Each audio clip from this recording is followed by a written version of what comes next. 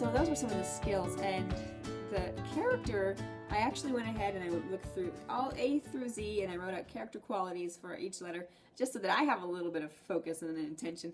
My A week we worked on appreciation, and B week we talked about bravery. And one of the things that I'm using to develop the understanding of character traits is our stories.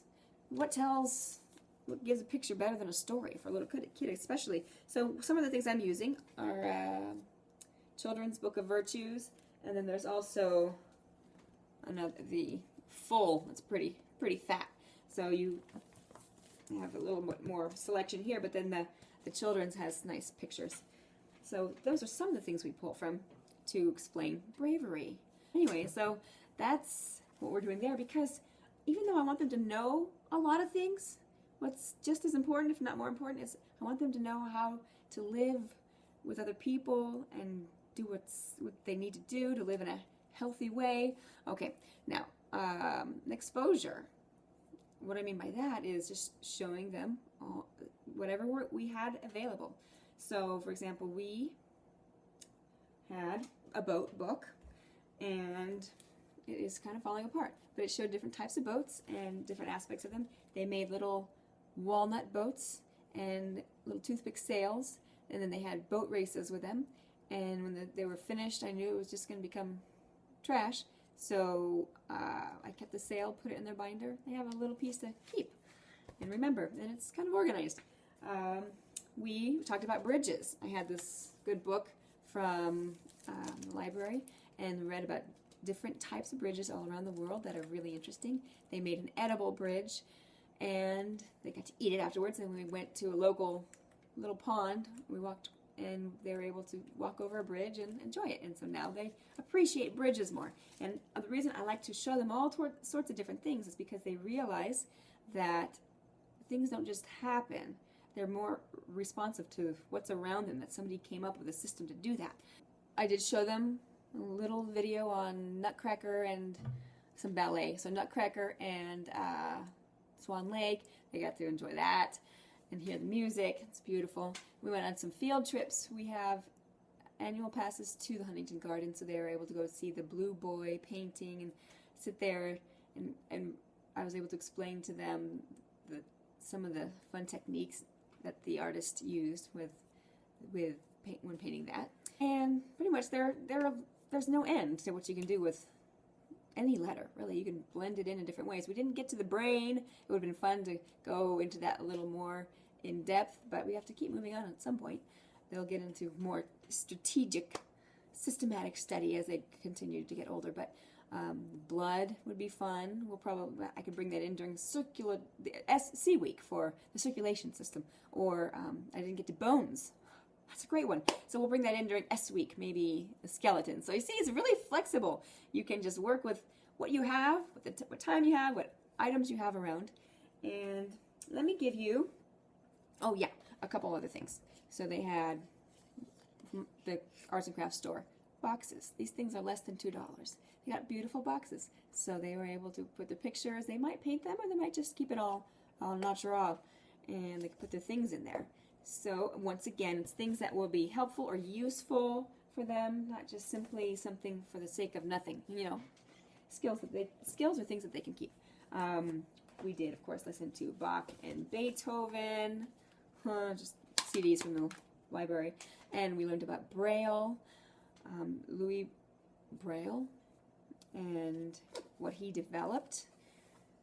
And they did a little activity with their eyes closed of smelling and touching things, and just a way for them to engage in the learning. We currently still have our Winnie the Pooh Club. It's just ending. We're going to have our finale, our little party, in a few days. And if you don't know about that, go to the website. You'll see book club ideas for our outline, and then in the blog and videos, you'll see a lot of different. I give little videos on what we're doing. And I've added to the outline. They have the little word journal with that. So you see here, you can give your kids a rich introduction to this world without having to be rich. We have a little space here, and I think, wow, we have a big life in a little house. It can be done. It would be great. Just a little bit of forethought, looking into the library to see what they have. And I want to show you some of our favorite books, okay? This is it. The books of the letter B that are my favorite were, okay, I will start off with Animals in Time. Love this one. Favorite of all time. And it's A through Z, history stories of American history. And so we read about Barry the Bear. And Barry the Bear is a story about the bear who saw the Pilgrims coming in and into Plymouth. And there's some number involvement there. When he had fish, he had 2 in his mouth and 3 in each paw, and then he swallowed 2. So you can kind of play that out a little bit with math skills with the little ones. Okay, so that was one book that I liked. Oh yeah, and then they also we have activity sheets that go along with it. So they were able to get a little bit of the geography. You see, it's a treasure map, which she did. My daughter she just used watercolor and she painted it's like a treasure map. And this is really painted over here, England, and then she drew a dotted line to Plymouth Colony, which is now Massachusetts.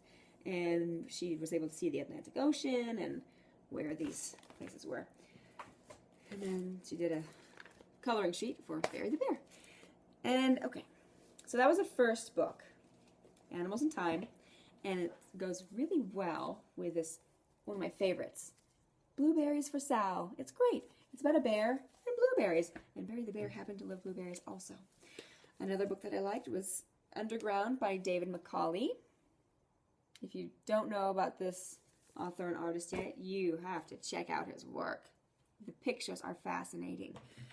We use this for looking at the structure of buildings to see what goes on underneath the building to actually keep it upright. I'm going to use this for many other letters to come, though, because there's a lot of great ideas in here.